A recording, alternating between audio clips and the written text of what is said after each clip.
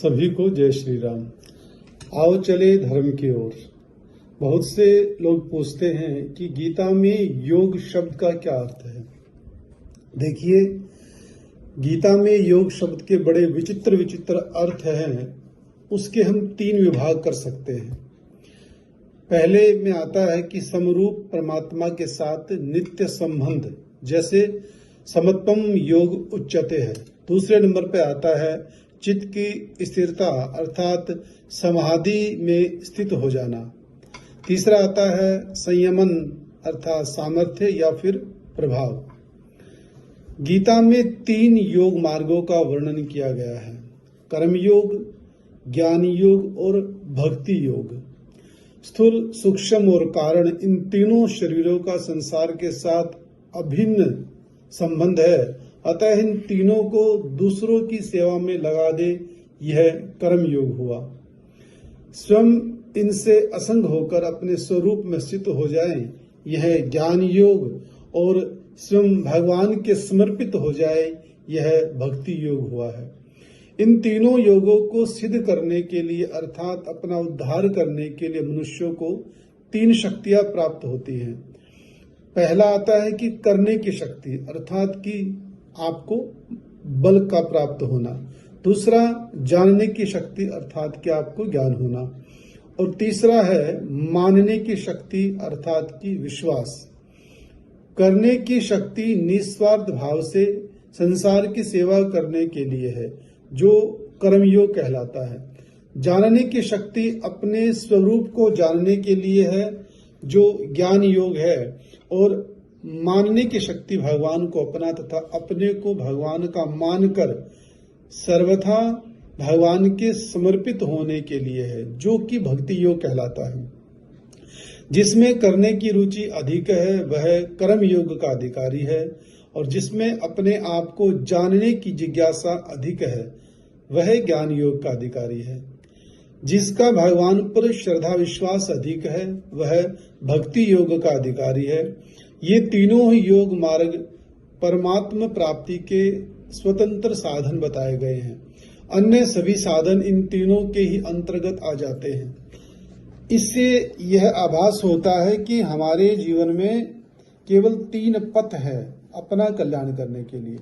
जैसे मैंने आपको बताया कि पहला है कर्मयोग, दूसरा ज्ञान योग और तीसरा है भक्ति योग। कुछ करना, कर्मयोग समाज के लिए करना, संसार के लिए करना, अपने परिवार के लिए करना, यह कर्मयोग। इसमें निस्वार्थ भावना हमारी होनी चाहिए।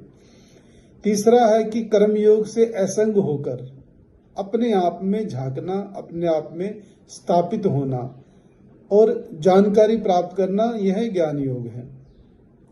तीसरा हमने आपको बताया कि अपने आप को भगवान को समर्पित कर देना, यह भक्ति योग है। 3 ही मार्ग हैं जिससे भगवान को प्राप्त कर सकते हैं, अपना कल्याण कर सकते हैं।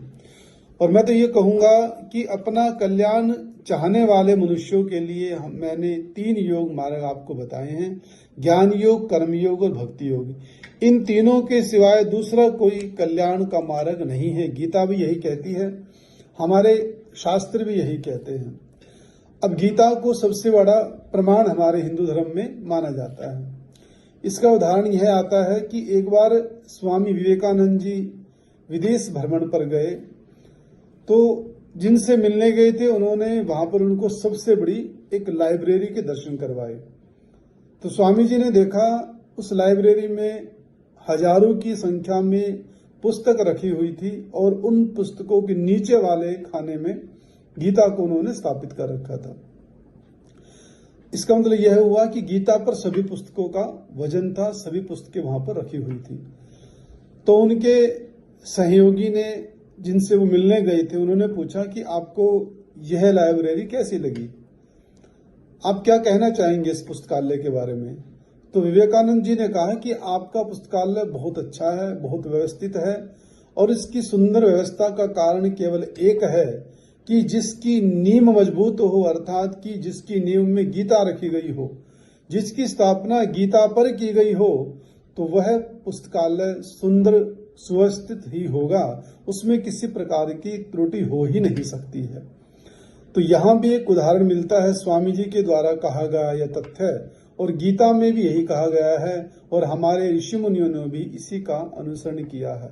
अतः हमें अपने धर्म पर अग्रसर बढ़ते रहना चाहिए, क्योंकि धर्म बढ़ने से धन बढ़ता है, धन बढ़ने से मन बढ़ता है, मन बढ़ने से महिमा बढ़ती है, और महिमा बढ़ने से यश बढ़ता ही चला जाता है। जहां धर्म घटता है वहां धन घटता है, धन घटता है तो मन घटता है, मन घटता है तो महिमा घट जाती है, और एक बार जब महिमा घटनी शुरू हो जाती है तो घटती घटती घटती चली जाती है। इसलिए आप सबसे विनम्र निवेदन है कि अपने धर्म की ओर चलिए, अपने संस्कृति की ओर बढ़िए। यही आज का विचार है। जय श्री राम।